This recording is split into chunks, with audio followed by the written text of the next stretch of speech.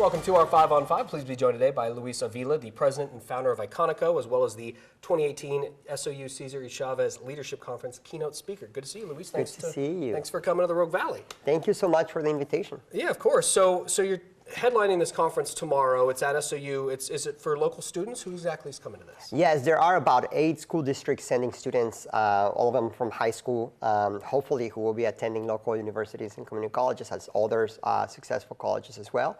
And they'll be learning from different speakers, workshops, as well as connecting with each other and hopefully being inspired to continue their education. Yeah, and so tell us about your background and what how you're going to work that in, if you will, to your speech and what you're going to talk to these kids Absolutely. So I have this thing I always tell people, that assumptions are a way of disempowerment. So when we make assumptions of others, we take away their power to actually make their own decisions.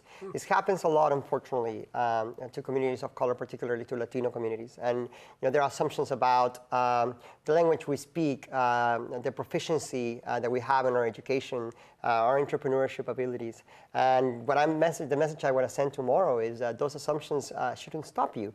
You should make sure that you accomplish your dreams by working hard and preparing yourself and keep going with the life you want to have. Yeah, okay. So what do you think is the biggest obstacle that students are facing today?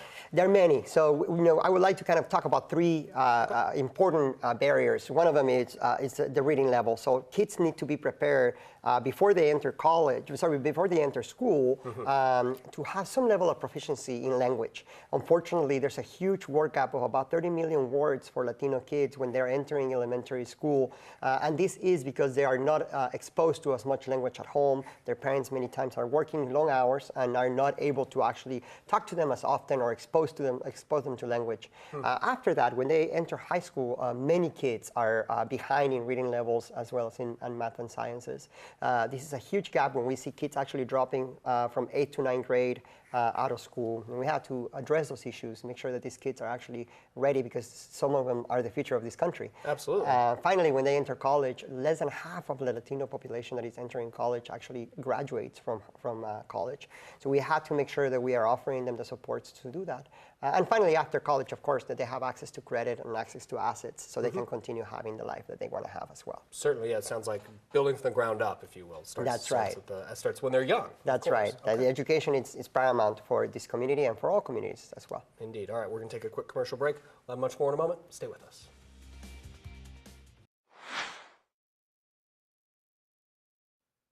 Welcome back to our 5 on 5. Again, we're here with Luis Avila, the keynote speaker at the Cesar E Chavez Leadership Conference tomorrow at SOU. So I want to first, I guess, ask you, what inspired you to speak to people like this and go out to the community and talk to kids and get them going in life? Yeah, one of the things that I remember is going to school to translate for my mother, because my brother was in elementary school. The teacher said, I just wanted you to know that your mother, I believe, doesn't care so much about your brother's education because she doesn't come to school often.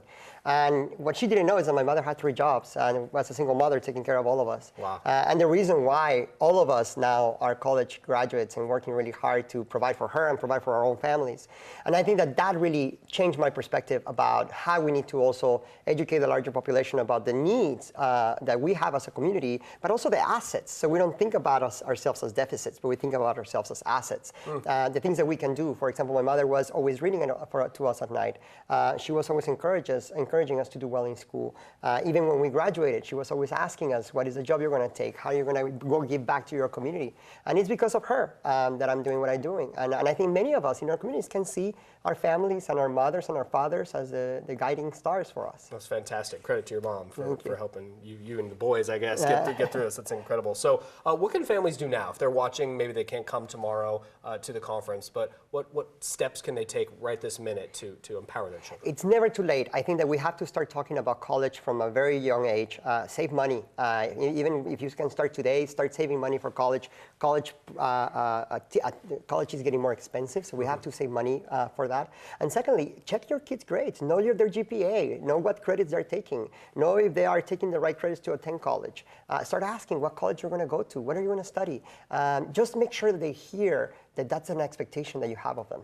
Okay, and last I want to ask you, some people, some of the kids attending tomorrow, or some people in the community may be affected by DACA, and of course the uncertainty with that. What are you telling people in regards to that? One of the most shocking things is that we've been fighting for this issue of the DREAM Act since 2001 to try to solve this issue of undocumented populations. So even though we're talking about it right now, it's been 17 years, almost 18 now, that we've been asking for a permanent way to solve this issue.